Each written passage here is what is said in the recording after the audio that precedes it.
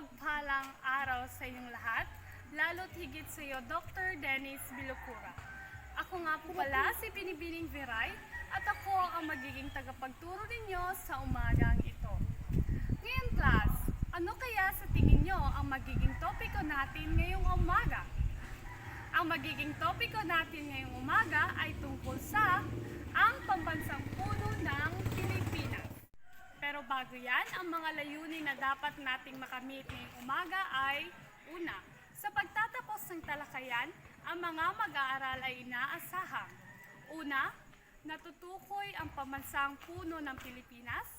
Pangalawa, nakagagawa at nakapagpresenta ng malikhaing talumpati tungkol sa papel ng NARA bilang pambansang puno ng Pilipinas. At pangatlong layunin ay napapahalagahan ang NARA bilang pambansang puno ng Pilipinas sa pamamagitan ng pangangalaga ng ating kalikasan. Ngayon klase, alam niyo ba kung ano ang ating pambansang puno ng Pilipinas? Sige, Katubis, mukhang alam mo. Napakahusay mo, Katubis. Ang ating pambansang puno ng Pilipinas ay ang NARA. Alam niyo ba ang NARA? O alam niyo ba ang kahalagahan at katangian ng isang NARA? Sige, Lanaha, magbigay ka ng halimbawa at idea mo patungkol sa NARA. Napakagaling at napakahusay. Tumpak ang iyong kasagutan. Ang NARA class ay isa sa pinakamatibay na puno dito sa Pilipinas. At ang NARA ay may malalaking dahon, ay tila dilaw at mukhang anghel ang kulay nito. Ngayon class, ang puno na ito ay makikita sa iba't ibang bansa at maaari natin itong gamitin sa isang muebles o sa iba pang mga kagamitan. Ngayon class, sa tingin nyo, bakit napili ang NARA bilang pambansang puno ng Pilipinas? Sige nga, ibahagi mo ang iyong idea, Marcosa. Dagdagan mo pa ito, Lanaha. Lanaha ulit. Okay. Kaya napili ang NARA bilang pambansang puno ng Pilipinas kasi ang katangian nito ay una, matibay at matatag. Pangalawa, maganda at kaakit-akit. Pangatlo, malaki ang kontribusyon nito sa ating ekonomiya at kultura. Ngayon, para sa unang katangian, maaari mo bang magbigay ng idea, Lindayaw?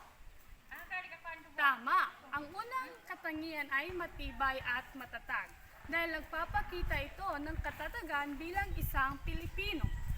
Pangalawa naman class ay maganda at kaakit-akit. So, ito ay nagpapakita o nagiging simbolo ito ng ating kagandahan sa kalikasan dito sa ating bansa na Pilipinas. At ang pangalawang katangian ng isang NARA ay maganda at kaakit-akit. Ngayon, Soldevilla, bakit kaya sa tingin mo nakasama ang katangian na ito? Okay, mahusay. Dagdagan mo ito, Kuya. Okay.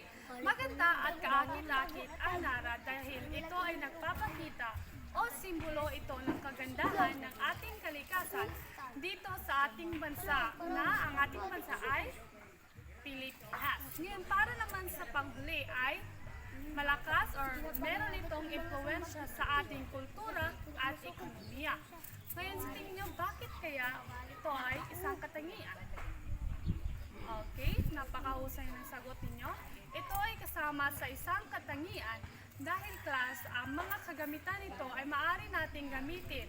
Maaari itong gawing isang lamesa, upuan at marami pang iba. Ngayon, magdagdag pa kayo ng idea mo. Sige, Guiha. Napakahusay.